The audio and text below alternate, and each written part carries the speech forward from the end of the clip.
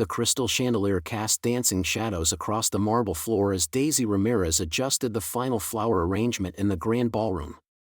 But what happened next shocked everyone in the Whitmore mansion that night. "Daisy, I need to speak with you. Now."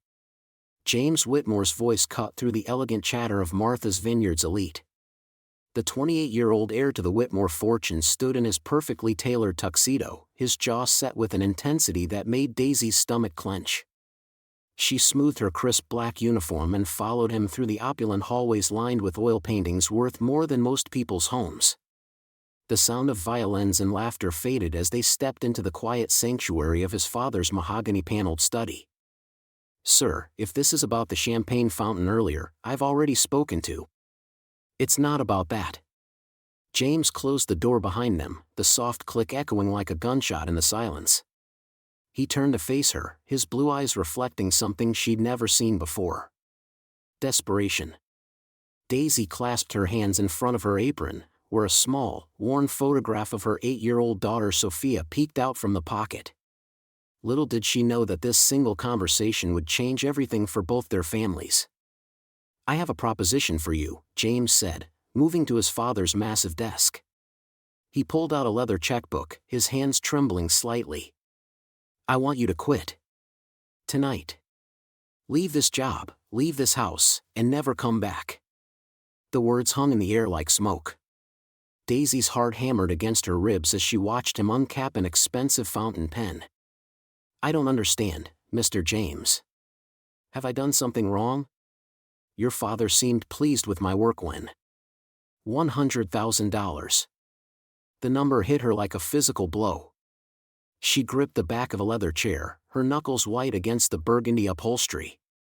"What did you say?" "You heard me correctly. $100,000 to walk away from this job tonight and never return. Cash. I can have it transferred to your account within the hour." Daisy's mind reeled. $100,000. That was more money than she'd seen in 5 years of working at the Whitmore estate. More than enough to pay for Sophia's mounting medical bills, enough to finally give her daughter the treatment she desperately needed. "But why?" The words escaped as barely a whisper. "Why would you want me gone so badly that you'd pay? That's not your concern." James's voice cracked slightly, betraying the confident facade. "Just tell me yes or no. Do we have a deal?" The grandfather clock in the corner ticked like a metronome, each second stretching into eternity. Through the study's tall windows, Daisy could see the glittering lights of the harbor where million-dollar yachts bobbed like toys in a bathtub. She thought of Sophia, pale and small in her hospital bed just that morning, asking when Mama would be able to afford the surgery that could help her walk properly again. She thought of the stack of unpaid medical bills hidden beneath her mattress at home, growing thicker each month like autumn leaves. "This is a lot of money, Mr. James. Life-changing money. But I need to understand. No questions." His pen hovered over the checkbook. "Yes or no? Right now." Daisy's hand instinctively moved to the photograph in her apron pocket. The picture had been taken last Christmas, Sophia's bright smile radiating hope despite everything they'd been through. But the real shock was still coming. She looked up at James, really looked at him for the first time since she'd started working for his family 2 years ago. Beneath his privilege and polish, she saw something that made her chest tighten with unexpected sympathy. Fear. The kind of bone-deep terror she recognized from her own sleepless nights. "I need time to think," she said quietly. "There is no time." James's voice rose, then he caught himself, glancing nervously toward the door. "My father's business partners are here tonight. There are things happening that you don't understand, complications that." He stopped abruptly, as if he'd already said too much. "What kind of complications?" But before James could answer, the study door creaked open. John Whitmore himself stepped into the room, his silver hair perfectly styled despite the late hour. His piercing gray eyes moved from his son to Daisy, and something cold flickered in their depths. "James, our guests are asking for you." "And Daisy." His voice was silk over steel. "I believe the staff quarters need your attention." The tension in the room was suffocating. Daisy felt caught between two forces she couldn't understand, pulled in directions that would tear her apart. James's desperate offer, his father's commanding presence, and somewhere in the middle, her own impossible choice. As she walked toward the door, her fingers brushed against Sophia's photograph one more time. Whatever was happening in this family, whatever web of secrets and desperation had led to this moment, she was now part of it whether she wanted to be or not. "Think about my offer, Daisy," James called softly as she reached the threshold. "But don't take too long to decide." She paused, her hand on the ornate door handle, feeling both men's eyes burning into her back. $100,000 to disappear from their lives forever. But something told her that money always came with strings attached, especially in the Whitmore family. The question was, what would those strings cost her in the end? The weight of James's offer still hangs heavy in the air as Daisy finds herself alone in the estate's servants' quarters, her hands trembling as she stares at the family photograph tucked in her apron pocket. The sound of her heartbeat drowns out the distant laughter from the gala still echoing through the mansion's corridors. "Molly, I need to talk to someone," Daisy whispers into her phone, stepping onto the small balcony overlooking the moonlit gardens. Her closest friend and fellow housekeeper at a neighboring estate picks up on the first ring. "Girl, what's got you calling this late? Shouldn't you be serving champagne to those fancy folks?" Daisy takes a shaky breath. "James Whitmore just offered me $100,000 to quit my job. Tonight. Right now." The silence on the other end stretches so long that Daisy checks if the call dropped. Finally, Molly's voice comes through, barely above a whisper. "Say that again?" "You heard me right. $100,000, Molly. Cash." As Daisy recounts the entire encounter, her mind drifts to the stack of medical bills hidden in her bedroom drawer at home. The memory floods back like a dam breaking, sitting in the sterile hospital room 3 months ago, watching her 8-year-old daughter Isabella struggle to breathe through another asthma attack. The doctor's words still ring in her ears: she needs specialized treatment. The surgery we discussed could change everything, but insurance will only cover a portion. "Daisy, that money could solve everything," Molly says gently, reading her thoughts. "Isabella's surgery, your mother's medication, that mortgage payment you've been stressing about." But something in James's eyes when he made the offer troubles her. The desperation mixed with guilt, as if he was betraying someone by even approaching her. Why would the son of a billionaire care enough about one maid to offer such an enormous sum? Meanwhile, 3 floors above in the estate's private wing, James paces his childhood bedroom, phone pressed to his ear. His best friend Marcus's voice crackles through the speaker. "Dude, you actually offered her what? Your dad's going to lose his mind if he finds out." "That's exactly why I had to do it, Marcus. You didn't see how he looked at her during the staff meeting last week. There's something about Daisy that sets him off, and I can't figure out what it is." James stops pacing and stares out his window toward the servants' quarters, where a single light glows in the darkness. "She's been nothing but kind to this family. She works harder than anyone, never complains, and somehow my father treats her like she's some kind of threat." "Maybe she reminds him of someone from his past," Marcus suggests. "You know how your dad gets about anything that doesn't fit his perfect image." The conversation is interrupted by heavy footsteps in the hallway. James quickly ends the call as his father's silhouette appears in the doorway. "The gala went well," John Whitmore says, but his eyes are cold, calculating. "Though I noticed you disappeared for quite some time." "Just needed some air," James replies, forcing casualness into his voice. John steps into the room, his gaze sweeping over his son with the same intensity he reserves for hostile business negotiations. "That maid of ours, Daisy Ramirez. How well do you know her?" The question catches James off guard. "She's worked here for 2 years, Dad. She's reliable, honest. I didn't ask for a performance review." John's voice cuts through the air like a blade. "I asked how well you know her." Back in her small apartment across town, Daisy sits at her kitchen table with a pen hovering over a blank piece of paper. The resignation letter she's been trying to write for the past hour remains unfinished. Every time she starts, Isabella's face appears in her mind, not the sick, struggling child from the hospital, but the bright, laughing girl who dreams of becoming a veterinarian someday. The medical bills scattered across the table tell a different story. Even with the insurance coverage and her 2 jobs, she's behind on payments. The specialized treatment Isabella needs costs more than Daisy makes in 2 years. She begins writing, "Dear Mr. Whitmore, I regret to inform you that I will be resigning from my position effective immediately." But something stops her. A memory surfaces of last Christmas, when James had quietly arranged for extra food from the holiday party to be sent to the staff's families. Or the time he'd personally driven her to the hospital when Isabella had an emergency and her car wouldn't start. What if accepting his offer means she's abandoning the one person in this family who's shown her genuine kindness? What if there's more to his desperate offer than she understands? Her phone buzzes with a text from the hospital. Isabella's oxygen levels dropped again tonight. The doctors want to discuss moving up the surgery timeline. Daisy's hand shakes as she seals the letter in an envelope, but she doesn't write a name on it. Tomorrow, she'll have to make a choice that will change everything.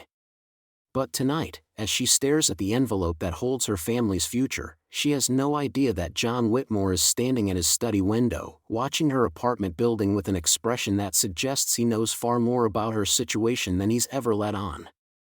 The letter sits on her table, unsigned and unaddressed. As Daisy finally understands that some decisions can't be made in the darkness, they require the harsh light of day to reveal their true consequences. The sealed envelope trembles in Daisy's hands as she approaches James in the estate's marble-floored foyer. The morning light streaming through the tall windows catches the moisture in her eyes, and for a moment, time seems suspended between them. "I've made my decision," she whispers, extending the letter toward him.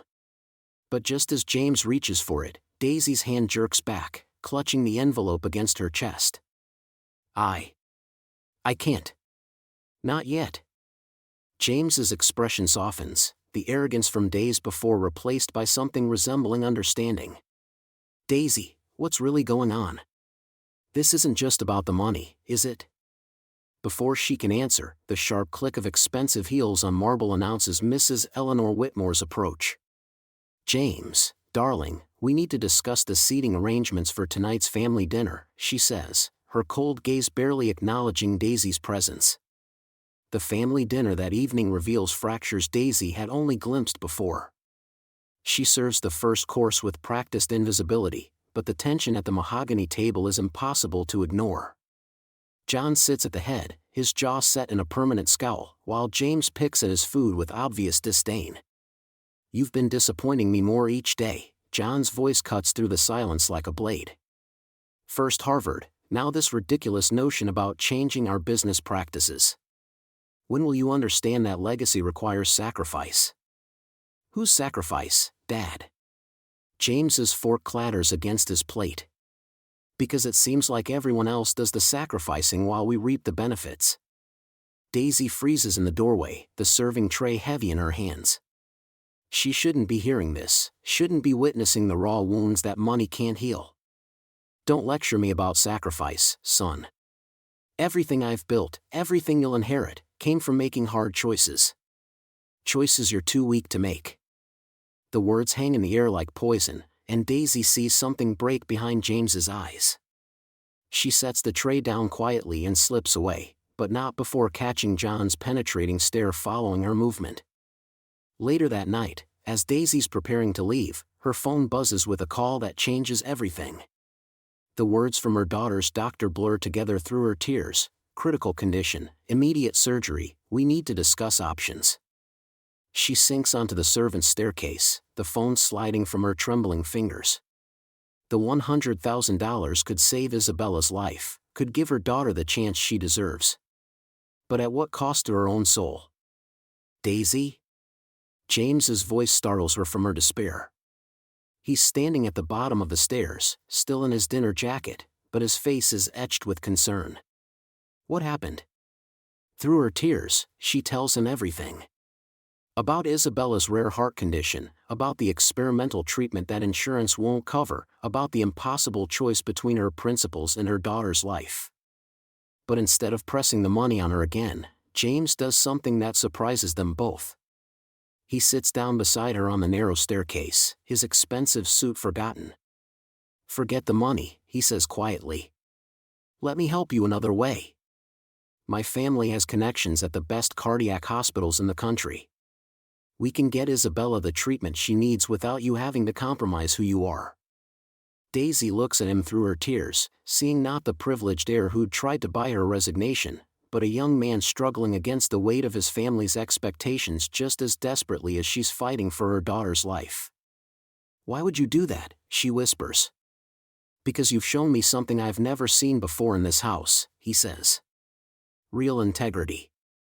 And because maybe helping you is the first step toward becoming the man I want to be instead of the one my father expects." But their moment of understanding is shattered by the sound of approaching footsteps. John Whitmore appears at the top of the stairs, his face a mask of cold fury as he takes in the scene below. "How touching," he says, his voice dripping with disdain. "But this ends now. Daisy, you're terminated. Effective immediately." The words hit her like a physical blow, but it's the look of helpless rage on James's face that truly breaks her heart. As she stares up at the man who holds both their fates in his hands, Daisy realizes that some battles can only be won by refusing to fight them on someone else's terms. Standing slowly, she faces John Whitmore with a dignity that no amount of money can buy or destroy. "You can't fire me, Mr. Whitmore," she says, her voice steady despite the storm raging in her chest. "Because I quit." The silence that follows her words seems to echo through the entire estate, and as Daisy walks toward the exit, she doesn't look back to see the shock on both men's faces or the way James's hands clench into fists at his sides. The tension in the Whitmore estate crackles like electricity as Daisy stands frozen in the marble foyer, clutching the sealed envelope containing her resignation letter. Her hands tremble slightly as James waits expectantly, his usual confident demeanor replaced by something she's never seen before, genuine concern. "I can't," Daisy whispers, pulling the envelope back against her chest. "I just can't do this right now." James's face softens with understanding. "Daisy, whatever's going on, you don't have to face it alone. The money isn't about getting rid of you, it's about giving you options." Before she can respond, the heavy oak doors of the dining room swing open with dramatic force. John Whitmore emerges, his face thunderous as he surveys the scene before him. Behind him, the estate's head butler, Mr. Cranston, follows with a calculating gleam in his cold gray eyes. "What exactly is happening here?" John demands, his voice cutting through the air like a blade. His gaze shifts between his son and Daisy with unmistakable disapproval. Mr. Cranston steps forward, his thin lips curving into what might generously be called a smile. "Sir, I believe there are certain irregularities in Miss Ramirez's employment that require immediate attention." Daisy's blood runs cold. She's heard whispers about Cranston's ability to uncover secrets, to manipulate situations to his advantage. The way he's looking at her now suggests he knows something she's kept buried for years. "Irregularities?" James interjects, moving protectively closer to Daisy. "What are you talking about, Cranston?"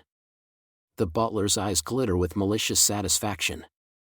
"Miss Ramirez, would you care to explain to the young master why your maiden name appears on certain historical documents related to this family? Or shall I?" The words hit Daisy like a physical blow. Her worst fears are materializing before her eyes as the carefully constructed walls around her past begin to crumble. John's face has gone ashen, and she can see recognition dawning in his eyes. "That's enough." Daisy's voice rings out across the foyer, surprising everyone including herself. Years of suppressed emotions and hidden truths surge to the surface as she faces the three men. "You want to know the truth? Then you'll have it." Her voice grows stronger with each word. "Yes, I know this family's history. Yes, I know about the past connections between the Whitmores and the Ramirez family. And yes, I've spent every single day working in this house knowing exactly who you are, Mr. Whitmore." John takes a step backward as if she struck him. "Maria's daughter," he whispers, the name falling from his lips like a prayer or a curse. "My mother, Maria Ramirez, worked in this house 25 years ago, Daisy continues, her voice trembling with controlled emotion. She trusted you, Mr. Whitmore. She believed in you when everyone else said you were just another rich man taking advantage of people like us. The silence stretches taut as a wire. James looks between his father and Daisy, confusion and growing understanding warring on his face. Even Cranston seems taken aback by the raw honesty in Daisy's confession. But she was wrong, wasn't she? Daisy's voice cracks slightly. Because when she needed you most, when my father was dying and we had nowhere else to turn, you turned your back on us. You forgot all about the promises you made to her. John's shoulders sag as if carrying an invisible weight. Daisy, you don't understand. I understand perfectly, she interrupts, tears now flowing freely down her cheeks. I understand that I've spent 3 years cleaning the same floors my mother once walked, serving the same family that abandoned us when we needed them most. And I understand that no amount of money can change that history. She turns to face James, her decision crystallizing with startling clarity. I don't want your $100,000, James. I don't want your pity or your guilt money.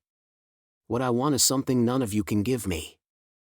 With trembling fingers, she reaches into her apron and pulls out a worn, yellowed envelope, one that's been hidden there for weeks, waiting for the right moment. But before I go, I think your father should see this. She holds the envelope toward John, whose face goes completely white as he recognizes the familiar handwriting on the front. This was in my mother's belongings when she passed. She never opened it, but I did. As John's shaking hand reaches for the envelope, Daisy's voice becomes barely a whisper. I know what you wrote to my father all those years ago, Mr. Whitmore. And after today, so will everyone else in this room. The envelope passes from Daisy's hand to John's, and in that moment, the entire foundation of the Whitmore family legacy begins to tremble on the edge of revelation. The morning sun filters through the hospital windows as Daisy sits beside her daughter Sophia's bed, watching the steady rise and fall of her chest. The monitors beep reassuringly, a sound that has haunted Daisy's dreams but now brings her peace. She clutches the unopened envelope containing James's check, the paper worn from her constant handling over the past sleepless night. I can't do it, she whispers to herself, finally tearing the envelope in half. The pieces flutter to the floor like autumn leaves, carrying with them the weight of a decision that will change everything.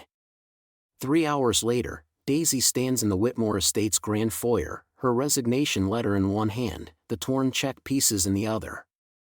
The entire family has gathered, drawn by the commotion from the previous night. John paces near the marble fireplace, his usual composure cracked like a broken mirror. James sits on the velvet sofa, his head in his hands, while his mother Catherine watches from the doorway with knowing eyes.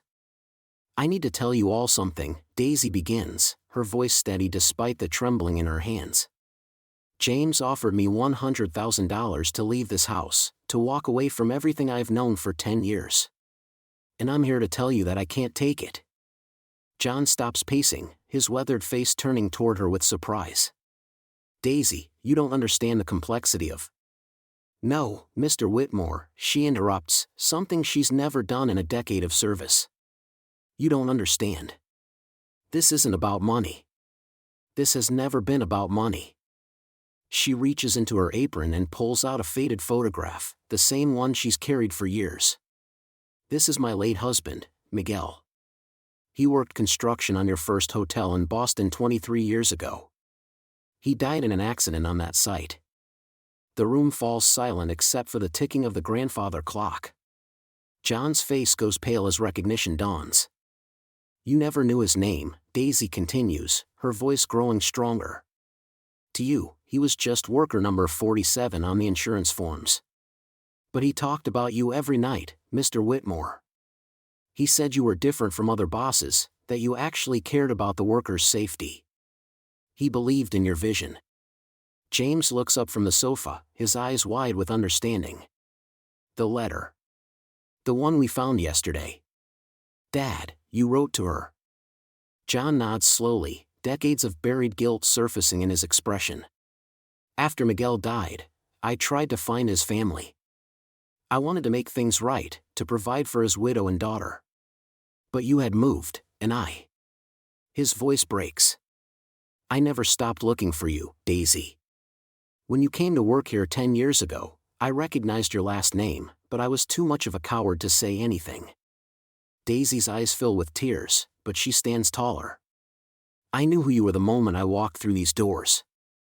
I came here not for revenge, but because I wanted to understand the man my husband respected so much. And over the years, watching you with your family, seeing your struggles to do right by everyone, I understood why Miguel believed in you. Catherine steps forward from the doorway, her own eyes glistening. You stayed to protect us, didn't you? You could have exposed everything, sued us, destroyed our reputation. But you chose to serve this family instead.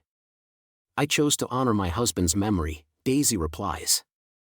He would have wanted me to judge you by your actions, not your mistakes. And your actions, Mr. Whitmore, have shown me a man trying every day to be better than he was yesterday. James stands up, his transformation visible in the way he holds himself. Dad, we need to make this right. Not just with money, but with truth. With integrity. He turns to Daisy. You've taught me more about courage in 2 days than I learned in 25 years. I withdrew that money not to make you leave, but because I was afraid of facing the truth about our family. But you've shown me that truth isn't something to fear, it's something to embrace. John walks over to Daisy, his eyes filled with 20 years of unshed tears. Can you ever forgive an old fool who was too afraid to face his past? Daisy takes his weathered hands in hers. Mr. Whitmore, forgiveness isn't mine to give. Miguel would have forgiven you long ago. You've been carrying guilt that was never yours to bear. What happened was an accident. What matters now is what we do moving forward. The moment is interrupted by Daisy's phone buzzing. She glances at the screen and her face transforms with joy. The doctors say Sophia is responding well to the treatment. They think she's going to be okay. Catherine clasps her hands together. Oh, thank goodness. John, we're paying for everything. No arguments. Actually, James interjects, pulling out his checkbook, I'd like to do something more meaningful than just writing a check. He looks at his father. Dad, what if we establish the Miguel Ramirez Foundation for Worker Safety? We could prevent other families from going through what Daisy's family endured. John's eyes light up for the first time in days. Son, that's exactly what we should do. Daisy sinks into a chair, overwhelmed by the turn of events. I don't know what to say. Say you'll stay, James pleads. Not as our maid, but as our family. Because that's what you've been all along, even when we were too blind to see it. 1 month later, the Whitmore estate buzzes with different energy. Sophia, now healthy and bright-eyed, runs through the gardens while Daisy watches from the terrace. She wears a new dress, not a uniform, but clothes befitting her new role as the family's advisor and the foundation's coordinator. James approaches, carrying 2 cups of coffee. The foundation approved its first grant today. We're funding safety equipment for construction sites across New England. Miguel would be so proud, Daisy whispers, accepting the coffee gratefully. I think he already is, James replies, gesturing towards Sophia's laughter echoing across the grounds. Look what his legacy created. Not just the foundation, but a family that's finally honest with itself. John emerges from the house, transformed from the bitter man he was a month ago into someone lighter, more purposeful. Daisy, the board meeting is at 3. Are you ready to present the expansion plans? She nods confidently. More than ready. As they walk inside together, not as employer and employee, but as equals bound by shared history and hope, Daisy reflects on James's original offer. $100,000 to leave seemed like freedom then. But staying, fighting for truth, choosing integrity over easy money, that brought something far more valuable. It brought them all home to each other. Sometimes the most shocking thing you can do isn't taking the money or walking away. Sometimes the most shocking thing is staying, fighting for what's right, and discovering that the family you serve has been your family all along. What would you have done in Daisy's position? Would you have taken the money or stood your ground? Share your thoughts in the comments below, and don't forget to subscribe for more inspiring stories about the choices that change everything.